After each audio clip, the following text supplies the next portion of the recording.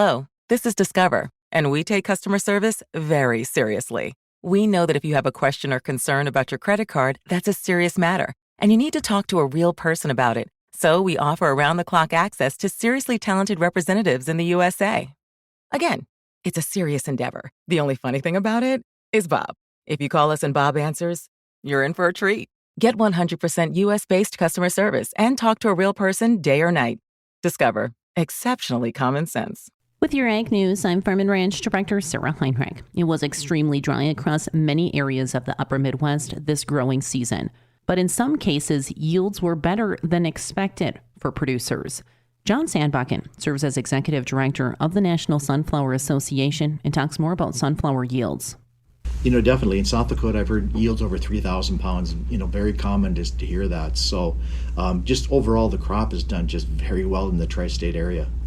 And we'll be back with more Ag News just right after this. Let's talk about my good friends at Riverside Building Center in Lisbon, the Tri-State's premier manufacturer of one-piece movable homes. They take the hassle out of home building. They have lots of unique floor plans to choose from, or you can custom design your own. You'll work with the same person from the start to the finish, and Riverside Building Center delivers these premier homes from Minnesota to Montana. Stop by today to see these beautiful homes or visit them online anytime at rbclisbon.com, where you can buy everything from a hammer to a house. That's rbclisbon.com.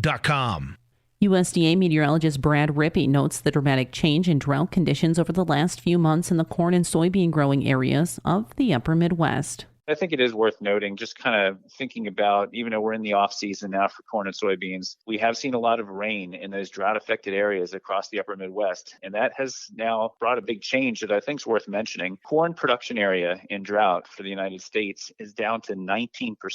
That is less than half of this year's peak, which was 41% of the production area in drought back in June. Soybean production area in drought for the United States has dropped to 15%. That is down from a 2021 peak of 36% in June.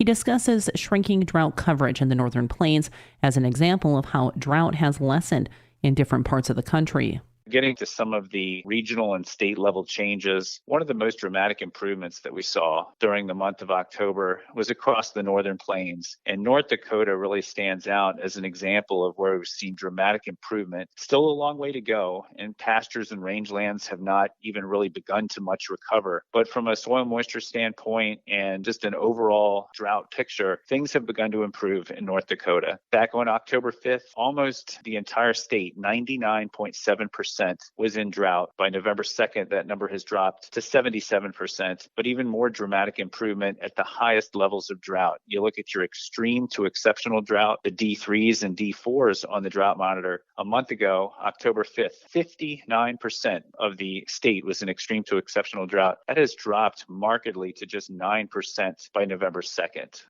With your Ag News, I'm Farm and Ranch Director Sarah Heinrich from the Enterprise Sales Ag Studio.